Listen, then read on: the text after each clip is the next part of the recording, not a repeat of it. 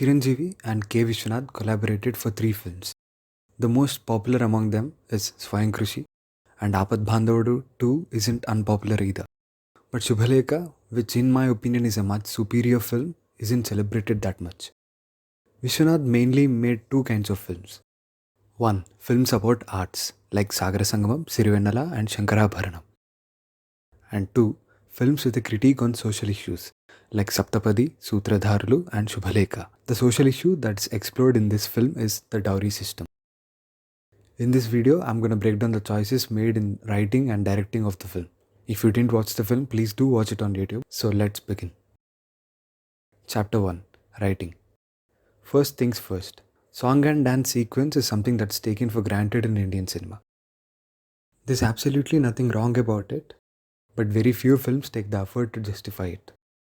Subhalekha is one of them. Murthy, played by Chiranjeevi, is shown as a guy who often breaks into song or dance and sometimes both together, even when there's no song exactly playing in the scene. So almost every song in the film is just an outcome of Murthy's emotion. Moving on, there's this character in the film called Adiseshaya, played by Kaikala Satyanarayana. I like how his power and influence is depicted by this following technique. In almost every scene of his, there's someone waiting for him. There's someone anticipating his arrival. And when he arrives, he is greeted in a very respectful manner. He's always the most important person in the room. But in this scene where he wants to get Lakshmi married off to his son, his power is of no use. So there's no one to wait for or receive him. Subhalekha also uses plot devices in its writing. They are setup and payoff. Setup and payoff is when a seemingly irrelevant detail that is set up early in the film has a great importance later. For example, మన airport లో కూడా రానివ్వరు. రానిస్తారు. ఎవడో మీకు కాబోయే అల్లుడు pilot కదా. దానికి ఆల్రెడీ పెళ్లి సంబంధం చూశాను. కుర్రాడు pilot. So Murthy once meets a person who suffers from spondylitis. He teaches him some simple exercises which help reduce the pain. This might come across as something that's there to tell us how generous Murthy is, but later Murthy sings on a college stage to get an admission for his sister without a bribe.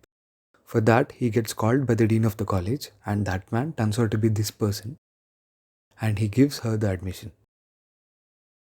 Take this first scene of the film where Murthy starts dancing to escape from a dog. Rao watches this from a distance, gets impressed by this, and casts Murthy in the TV commercial of his product. Also, this same commercial acts as an icebreaker when Murthy and Sujata, played by Sumalata, meet for the first time. And finally, Murthy and Rao knowing each other through that incident helps Sujata and even Murthy get a job in Rao's factory. Another instance, Adiseshaya is seen purchasing a title or birudu for himself and planning for an event to have it announced. This again comes across as a tool to tell us what kind of a man he is. But it is in the same felicitation event that Murthy humiliates him. The second plot device, foreshadowing. Foreshadowing is when a scene has a warning or indication about what is going to happen later in the film. For example, this scene from Mahanati has a camera movement that indicates that her life is going to go downhill. So in Subhalekha, watch this scene from the song Ragala Pallakilo. A thorn usually indicates an upcoming threat. The scene right after the song is this where Sujata has an opposition from her family. By the way, K. Viswanath employed the same thorn technique again in his next film Sagara Sangamam. Hello.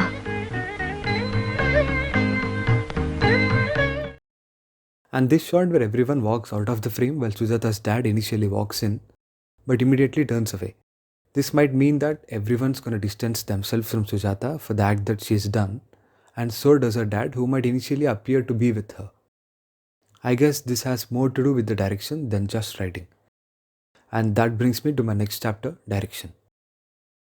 In this iconic scene where Sujata gives it back to Adiseshaya, the camera slowly pushes in or zooms in with a low angle, indicating her power over everyone else in this scene.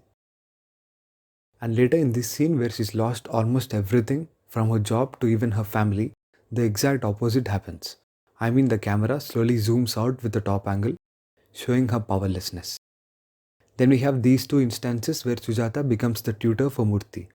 Notice how in both the scenes, Sujata is seated at an elevation or height, indicating the hierarchy in her being the teacher and him being the student. So that was the video, and Thank you very much.